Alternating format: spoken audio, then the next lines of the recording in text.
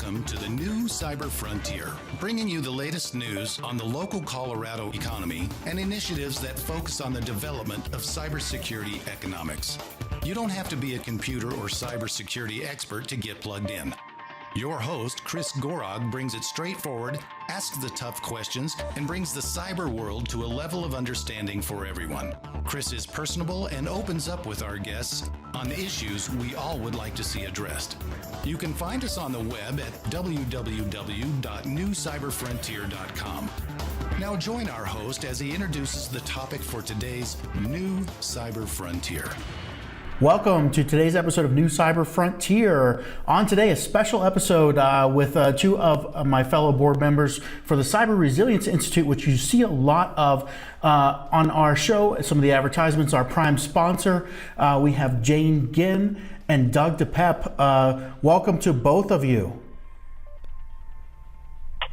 Thanks very much. Yeah, so happy to be here. Good to have you. And there's so many exciting things going on with the Cyber Resilience Institute that we just had to have them on here to give an update. And I think give us just kind of a list of all the things you have going on. Let's talk about that from a high level. What are all these things under the Cyber Resilience Institute wing? Sure, and I'm going to ask Jane to kind of give an outline of what we're going to talk about. So Jane, why don't you just start and just kind of give everybody a roadmap of what we're here to talk about? Okay, so the Cyber Resilience Institute has been in the development for the last couple of years of the C market.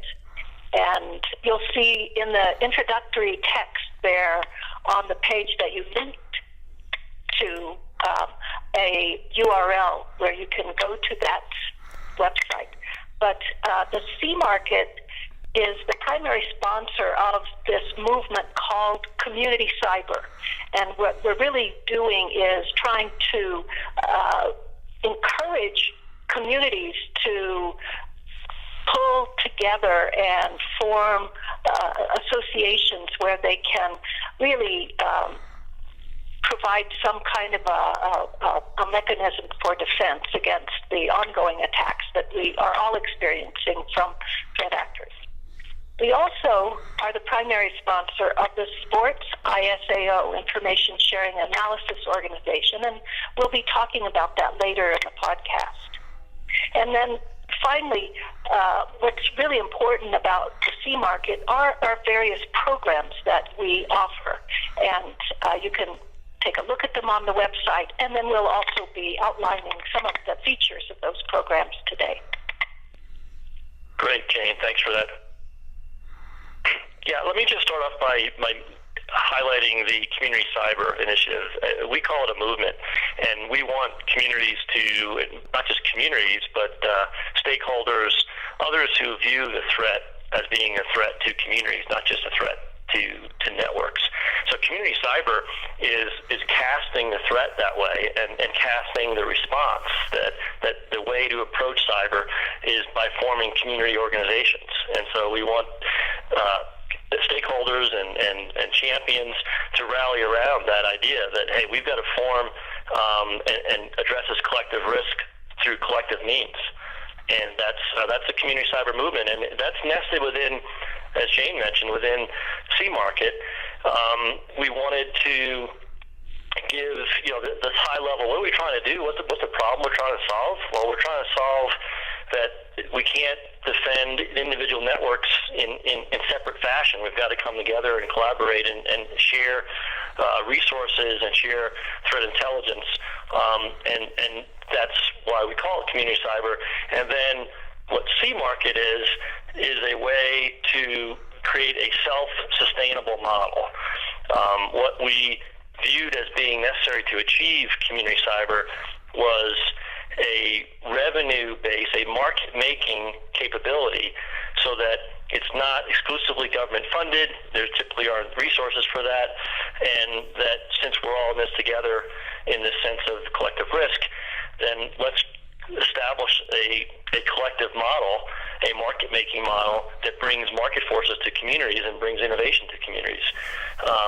So that's C Market, and we would love for those interested to reach out and connect with us, establish a C Market instance to pursue community cyber. And one of the other key things that I want to mention as to how we go about it, we realize that sport is just such a magnet. You know, we're trying to market make. You need to develop market forces. Obviously, you need demand. You need demand and supply, or supply and demand. And so how do you get attention to this difficult idea of we're going to form a market-making community initiative? And one way we've realized that we can do that is to connect it with sport, because people get passionate about sports. So the Sports ISAO has been engaged in a number of years with supporting major international sporting events with threat intelligence. And one way of forming a community initiative is to get engaged with Sports ISAO through the student workforce, a workforce program which we help set up, and advertise, promote this notion of, hey, get trained on cyber threat intelligence by getting engaged in this cyber threat intelligence activity that supports major international or major sports events. So let's break there and hear from our sponsors. We'll be right back in a minute. We'll be right back with the rest of today's show right after these brief messages from our sponsors. Cyber Resilience Institute helps build strong cyber communities designed to prevent members from attack. Like building a neighborhood watch, it takes coordination and a sharing community to protect our identities and valuables in the virtual world. Typically, we hear that organizations know they need to do something to protect their cyber assets, but don't know where to begin. Let Cyber Resilience Institute help your community create an action plan. Cyber Resilience Institute will build your community or business marketplace so that it is designed to support a collective cyber defense. Contact them for more information at cyberresilienceinstitute.org. All right, welcome back to New Cyber Frontier. We're getting an update from the Cyber Resilience Institute. And before the break, Doug, you had said the best way to get involved with the community, the best way to get cyber is through sports that Americans love. So tell us about your programs aligned with the sports and how you've worked with all these international events to strengthen cyber along the events and community awareness. Tell us how that works. Sure. Thanks, Chris. So sport is such a magnet, right? And in trying to form community initiatives, and it's not always that easy to explain what the outcome would be and why to get involved. When we loop in sport, when we weave in sport and say, hey, we have this major sporting event, would you like to get involved and learn cyber threat intelligence collection and analysis by using the sport as the platform that we're collecting against? And that gets the students involved. That gets the workforce involved. And then once you have this traction, this magnetism of activity, then you can get sponsors involved. You can get users of the intelligence. So a couple of examples of that, and probably the most significant effort in the past year was we supported with intelligence the Winter Games in Pyeongchang, South Korea. So we were affiliated with, we were reporting into government users there in Korea, as well as some private sector partners. And we also involved students from across the country that we had previously trained, and they were our crowd watch, as we call them.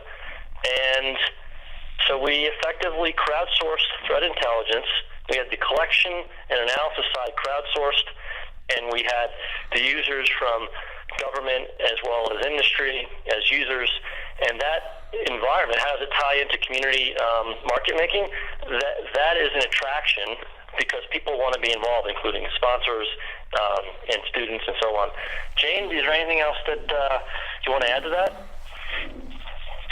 The thing that I really want to focus in on is how important it is for the students to get some hands-on experience. And we've had such success with the students that have come through our program and have participated in our pop-up SOCs, with them getting jobs.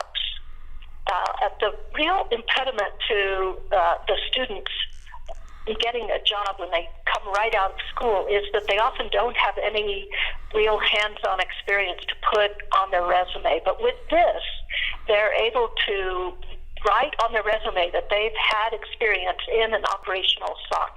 Even though we're implementing it in a virtual context, we're running it as a SOC with daily operations and daily reporting, and we train the students on how that works.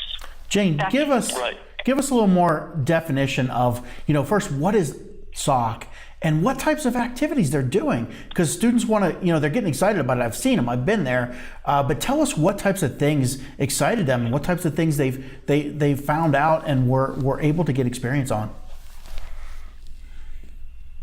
Okay, so we have a license on a threat intelligence platform, and we assign seats to each of the students so that they are able to learn how a threat intelligence platform, or we call them TIPs, how it works, how you use them, what you do, how you manually ingest data, how you then analyze data, how you enrich your data with other third-party sources. We also use a number of different open source tools for social media monitoring. Now, this is really important because in very high-profile sports events, you often have stars that have social media accounts, and you have major sponsors that have a brand name that they protect and want to have protected. And so we set up alerts for our key stakeholders so that we can watch to see whether or not there's any negative sentiment expressed about any of the athletes or the sponsors. And now over to you, Doug. And then the culmination of that hunting and analysis is report writing. And so we give them opportunities to write analytic reports that combine or fuse geopolitical dimensions. In other words, if it's a potential state actor or a terrorism-related actor, what are the motives behind that? Because that will suggest what other attacks may be coming. And so the geopolitical, of course, the social media and the threat intelligence, and fuse that into a report that can be actionable either technically through automated threat exchange using Styx Taxi, which is a standard and protocol, or situational awareness reports so that it's usable at the leadership level. The other, I think, really cool aspect of this program is we've been involved now with a number of universities, more than 30, and their students. And the use case that I described of how do you use this to build a community activity, Cleveland has really been our most dynamic partner with some universities there that have been collaborating with us, but we're having similar talks in Texas and Maryland, even a little bit here in Colorado. So there's a number of use cases now that demonstrate that there's aspects of what we're doing that what we're doing are very useful for those communities to start forming their community activity. Yeah, go ahead and tell us about other programs that are going on under CRI. Thanks. Yeah. So that the threat intelligence workforce program, it helps build community cyber. Is your starting point for C-Market, and C-Market is there are a host of programs within C-Market. So the training that I just described is C-Watch, and we're now offering it as a fee-based course for student adoption. We're working with a number of partners, both community as well as platform and content providers, and that's now being offered online. You, of course, can find it through the C-Market website, and we develop relationships, business relationships, and business terms with our partners, and so that's what helps them see the value in starting a community initiative, because we'll work with them and arrange business terms so that it's a win-win for both sides. So that's the Sea-Watch program. That's right this summer of 2018. The next instance of it is training students, and we'll have the laboratory set up, the collection, analysis, and reporting laboratory, the pop-up SOC. That will be set up in support of the World Cup. So this will be an ongoing, repeatable course, and we're reaching out to a number of communities to adopt it and to work with us. Another program. Well, let me stop. Gene, anything you wanted to add to the Sea-Watch? So what we found is that once we have trained the students and they understand our workflow and they understand the tools that we're using, we are really interested in, one, helping them to get jobs, and two, helping them to get contract work. And so we formed the CrowdWatch, which is a surge workforce capacity that we sponsor with NCRI to help our various partners when they have a particular need. And that is one of our other programs, the CrowdWatch program. Yeah, and thanks for that. And so what we do is we train them, and then we convert it into an apprentice model, which is the CrowdWatch. And then we truly start to grow the crowdsourced threat intelligence collection cadre.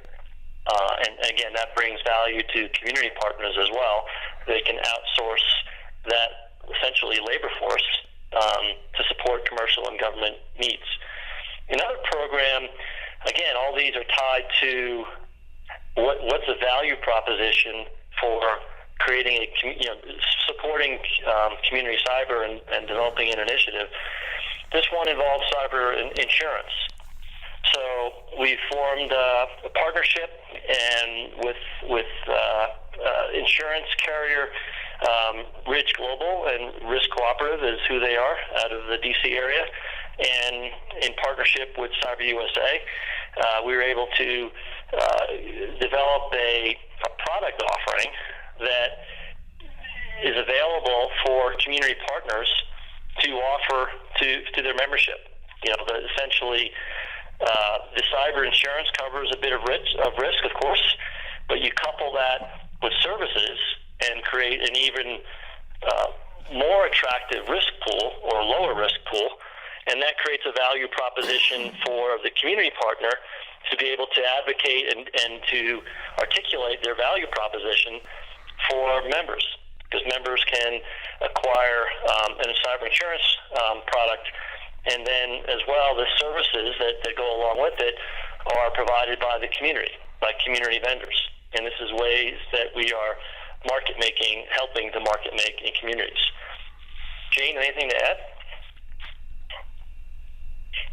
No, I think you pretty much summed it up.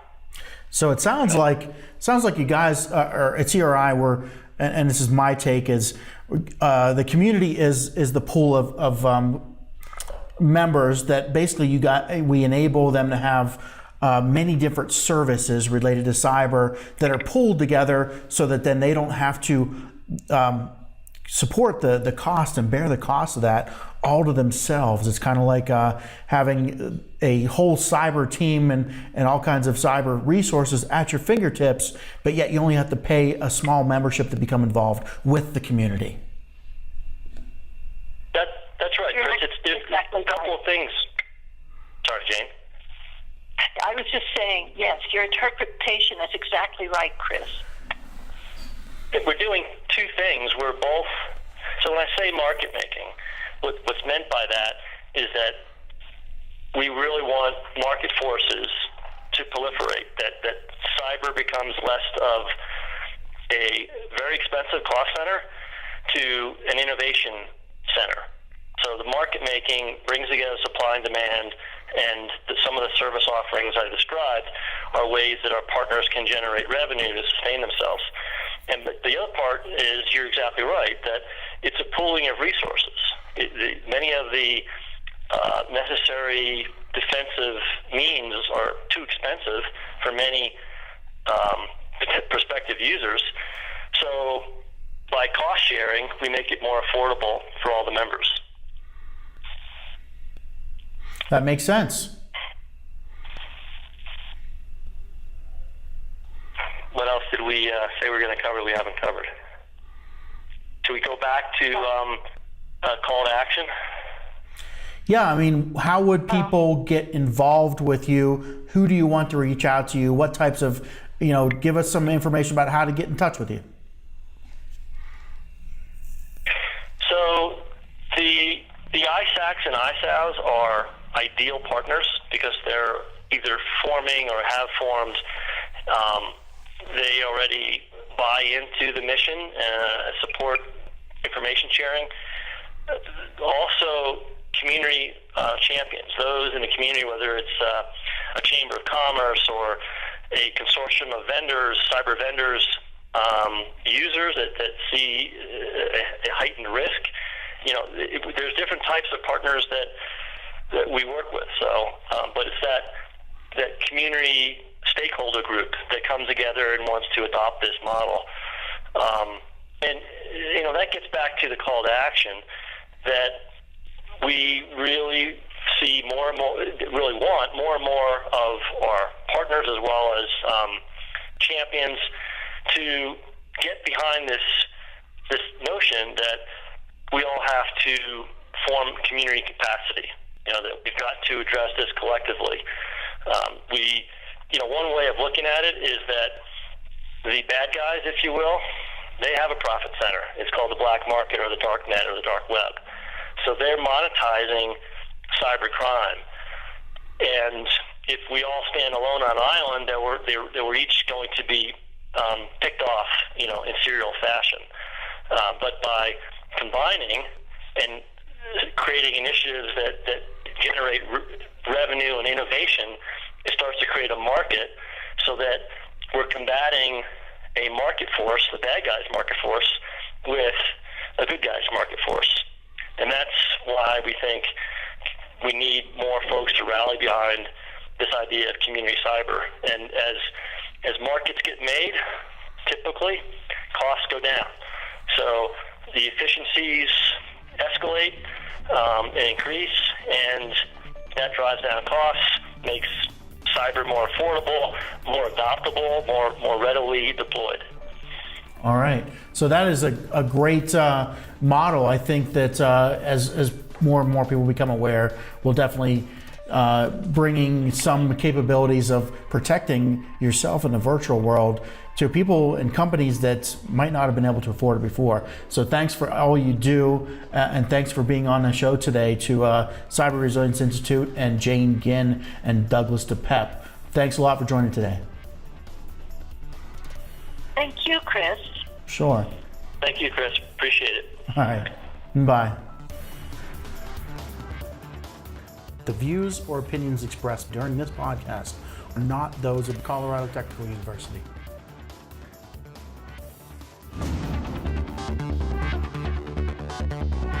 We hope you have enjoyed this episode of New Cyber Frontier. Remember to get involved. Often we think that someone else will handle privacy and security in the virtual world, but you are the only one truly in command of your virtual fate. Join our mailing list so we can keep you informed of breaking news and new releases. If you have an idea, if you have a question that you would like to hear answered, or if you want to get involved with our efforts, reach out to us at newcyberfrontier.com. We also encourage you to visit our sponsors' links, as they are the ones that really make this show possible. I want to thank each of you for supporting the show, and we look forward to seeing you back for the next episode of New Cyber Frontier.